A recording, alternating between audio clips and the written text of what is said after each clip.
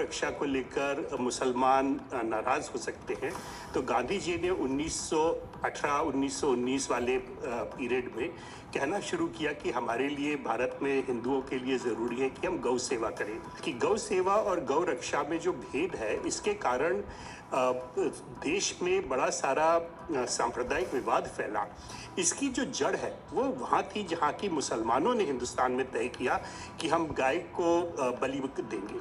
अब गाय की बलि देने की कहीं कोई परंपरा नहीं है, ये केवल उन इलाकों में गाय की बलि दी जाती है जहाँ की हिंदू हैं, और इस चीज़ को इन्होंने नाम दिया बकर ईद। बकर जो शब्द है, ये बकर शब्द अरबी से आता है। अरबी में जहाँ की बकर को गाय कहा गया है, और जिसके कारण की गौरक्षा समितियाँ बनी देश में अलग अलग।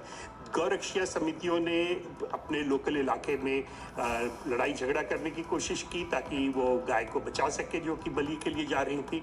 और बिल्कुल उसी तरह से जैसे आजकल गौरक्षकों के समूह घूमते हैं, बिल्कुल इसी तरह से हमें खबरें मिलती हैं 19वीं सदी से कि गौरक्षकों के समूह घूमा करते थे। जहाँ जहाँ मराठों का राज्य होता है, तहाँ तहाँ गाय की बलि देने पर रोक लगा दी जाती है। जहाँ जहाँ मुसलमान शासक होते थे, अवध में भी कहा जाता है कि हम गाय की बलि नहीं देंगे और हमें गाय की बलि नहीं देनी चाहिए। महाराजा रणजीत सिंह ने तो गाय की बलि देने पे पूरी तरह से रोक लगा दी थी और कहा था कि गाय की जो बलि देगा उसे वो सजा दी जाएगी।